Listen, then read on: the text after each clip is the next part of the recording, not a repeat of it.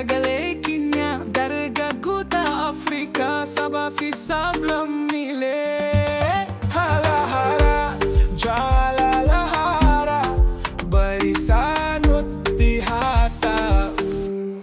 Oromiyaa akka urjii ifti jiruu fi qarreen waliin taane.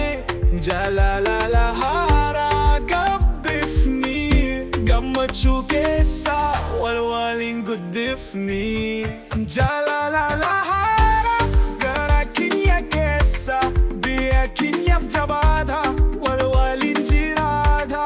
Dargaggoota Afrikaa hundi walii wal jaalata diinaan hin jilbeenfanne waliin kaane.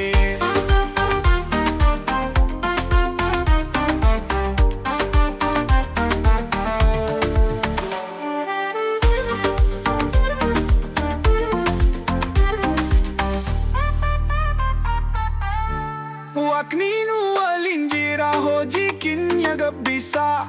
Oromiyaa keenya keessatti wal kabajaa.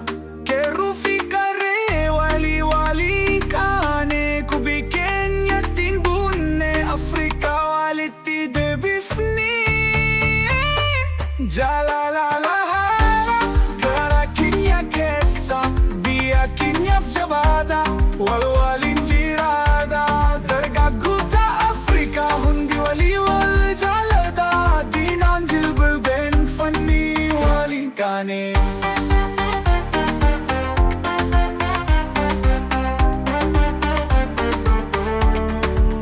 Waan nu tokko wal irraa hin ciitu diina dura akka gaaddisaa waliin dhaabbanna. Hidha keenya jabeeffannaa godaannisa keenya galma jijjiirra.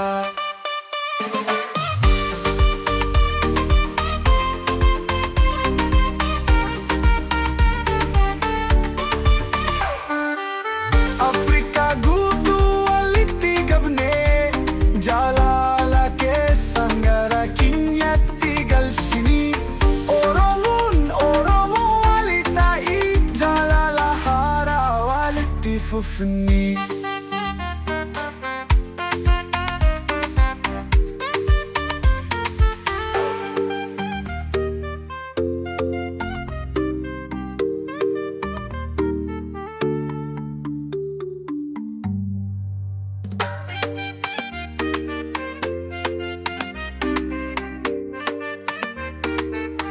Lammii koo dhagayaa sagalee keenya dargaggoota Afrikaa saba fi sablammiilee. Hara hara jaalala hara bariisaan nutti haa ta'u.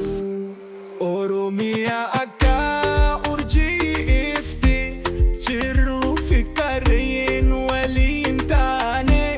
Jaalala hara gabbifni gammachuu keessa waliin guddifni. Jaalala hara gara keenya keessa biyya keenyaaf jabaata waliin jiraata. Dargaggoota Afrikaa hundi walii wal jaalata diinaan hin jilbeenfanne waliin kaane.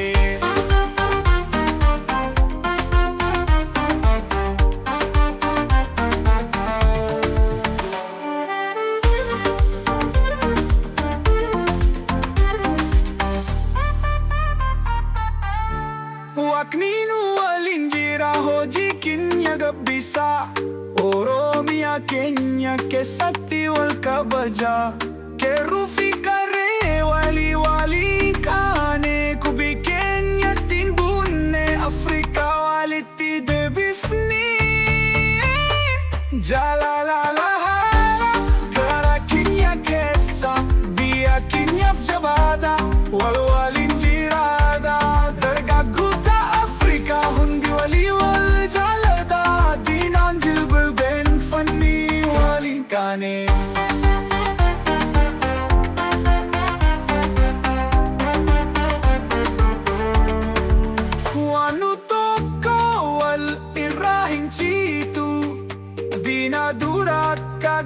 Tisa walinda bama hida kinya jabi fanna Gudani sa kinya galma jijira